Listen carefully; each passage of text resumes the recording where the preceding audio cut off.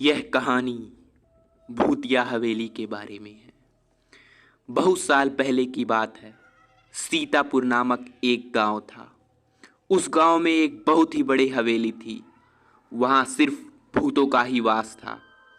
जो भी उस हवेली में जाता, भूत उसे मौत के घाट उतार देता था और उसे कटे हुए सिर को बाहर रास्ते में फेंक देता था, ताकि लोग समझ जाएं कि इस हवेली पर सिर्फ उनका ही चलेगा और किसी का नहीं।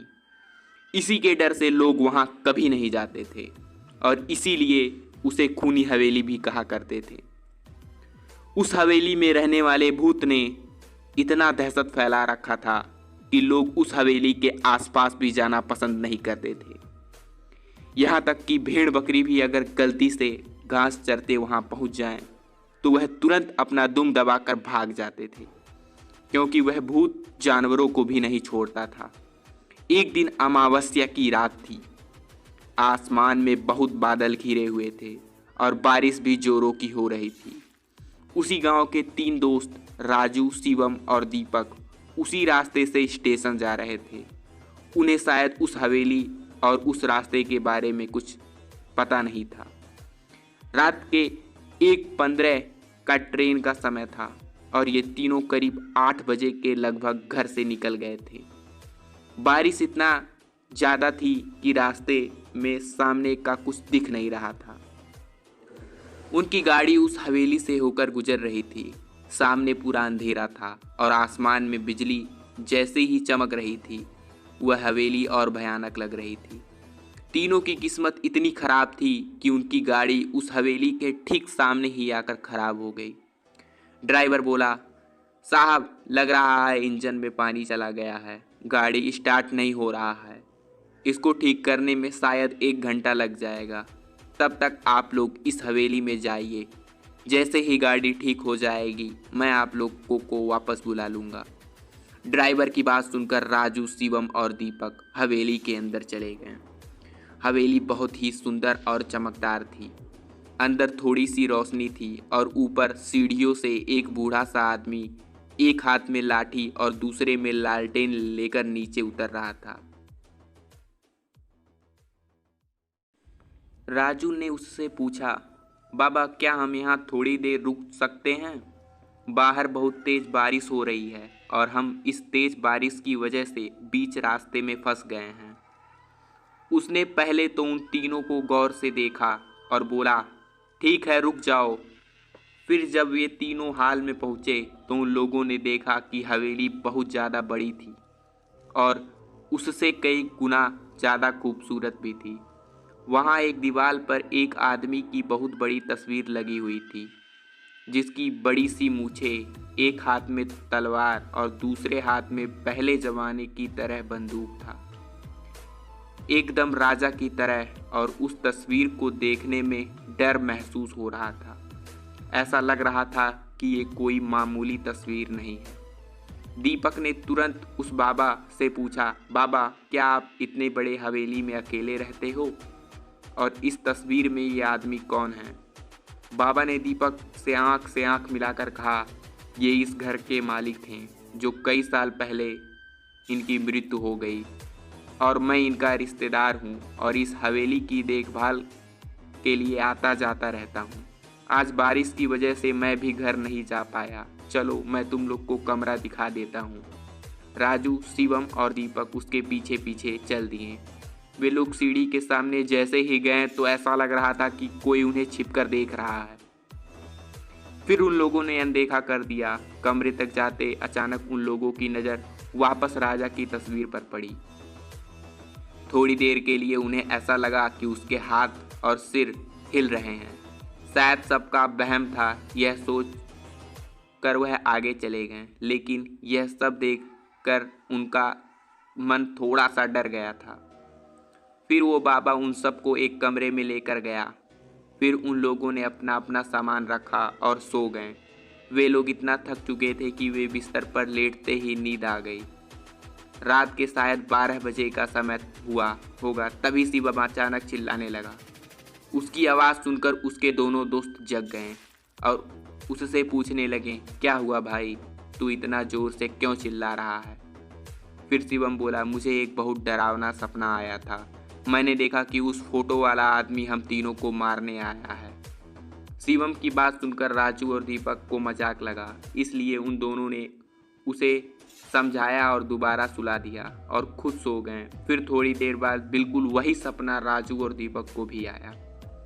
इसके बाद तीनों डर गए। अब उन लोगों को इतना समझ आ गया है कि यह एक सपना हम तीनों को नहीं आ सकता। इस हवेली में कुछ तो गड़बड़ है, शायद यह कहीं भूतिया हवेली तो नहीं। दीपक ने जल्दी से जाकर दरवाज़ा खोलने की कोशिश की, लेकिन वो बाबा बाहर से दरवाज़ा बंद कर चला गया था। अब उन लोगों को समझ नहीं आ रहा था कि अब वह करें तो करें क्या। डर के मारे सब को जोरों से प्यास लग रही थी। साथ में पानी लाए थे, लेकिन एक ही घूंट में पीने में सब पानी खत्म हो गया। फिर तीनों खिड़की से आवाज़ लगाने लगे, लेकिन बाहर से कोई जवाब नहीं आ रहा था। दीपक ने अपना मोबाइल उठाकर फ़ोन करना चाहा, लेकिन वहाँ नेटवर्क ही नहीं था। सब कुछ बहुत अजीब हो रहा था। अब उनके साथ आगे क्या होने वाला था ये किसी को पता नहीं था, लेकिन उन्हें समझ आ गया था कि वह बहुत बुरी तरीके से फंस चुके हैं। पूरा एक दिन और एक रात बीतने के बाद उनके कमरे का दरवाज़ा खुला। बाहर पूरा सन्नाटा था और जो बाबा उनको मिला था उसका अभी कोई अता पता नहीं था। जैसे ही दरवाज़ा खुला, तीनों पागलों की तरह दौड़कर कमरे से बाहर निकले और हवेली से बाहर निकलने का रास्ता ढूंढने लगे, लेकिन बाहर जाने का कोई रास्ता नहीं था। फिर सब लोग ऊपर चले गए और वहाँ से नीचे कूदने की सोचें, लेकिन हवेली इतनी ऊंची थी कि उन लोगों की हिम्मत नहीं हुई। उदास होकर सभी वापस नीचे आ गए। सबको बहुत तेज भूख और प्यास लगी। सब जगह देखा, लेकिन उन्हें ना ही कुछ खाने को मिला और ना ही कुछ पीने को। नल तो था, लेकिन उसमें पानी नहीं आ रहा था।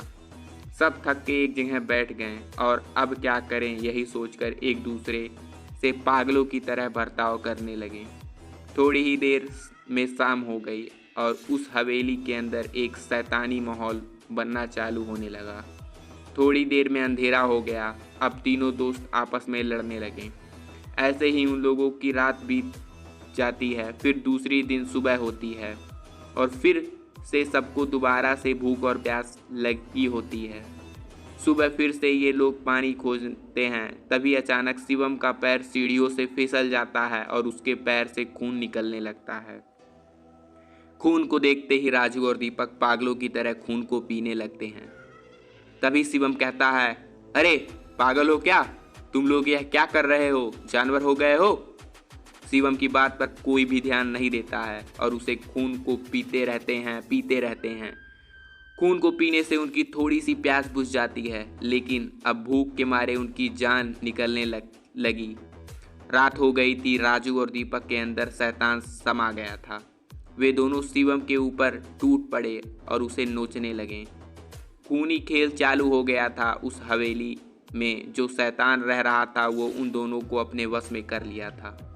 थोड़ी देर में राजू और दीपक शिवम के शरीर को काट काट के टुकड़े टुकड़े कर दिए और उसके मांस को खाते रहें और खून को पीते रहें। शिवम की जान बची ही कितनी थी। इतने दिन तक भूखा में बेचारा परेशान हवेली में जूझ रहा था। शिवम की मौत हो गई। राजू और दीपक काफ़ी देर तक उसका मांस खाते रहे, जैसे कोई जानवर दूसरे जानवर की मांस को नोच नोच कर खा रहा हो। ऐसा लग रहा था कि उन लोग के अंदर इंसान मर चुका है। कुछ देर बाद रात हो गई।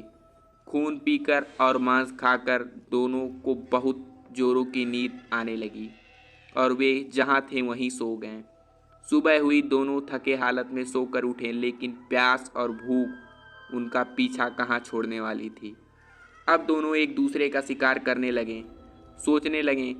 राजू ने चालाकी से एक दरवाजे के पीछे छुप गया और जैसे ही दीपक कमरे में आया वैसे ही राजू ने उसका सर पकड़ दीवार में दे मारा। उसका सर फटकर दो टुकड़ों में हो गया। जमीन पर पूरा खून ही खून बहने लगा। राजू उसका खून देखकर बहुत खुश हो गया और उसे पीने लगा और मांस को खाने लगा। हैवानियत अपने चरम सीमा पर थी। शैतान उसके ऊपर हावी हो चुका था। उसे कुछ सोचने समझने का मौका ही नहीं दे रहा था। तभी कुछ देर बाद राजू के शरीर में एक बिजली सी लहर चढ़ने लगी। वो कभी दीवार में तो कभी दरवाजे में अपने सिर को मारने लगा। उसका शरीर उसके वश में नहीं था। ऐसे ही काफ़ी देर तक किया और अंत में खुद मर गया। दोस्तों, यह कहानी आपको कैसी लगी? अगर कहानी आपको अच्छी लगी तो वीडियो को लाइक ज़रूर कीजिएगा और ऐसी हॉरर स्टोरी सुनने के लिए हमारे चैनल को सब्सक्राइब करके बेल आइकन को जरूर प्रेस करिए।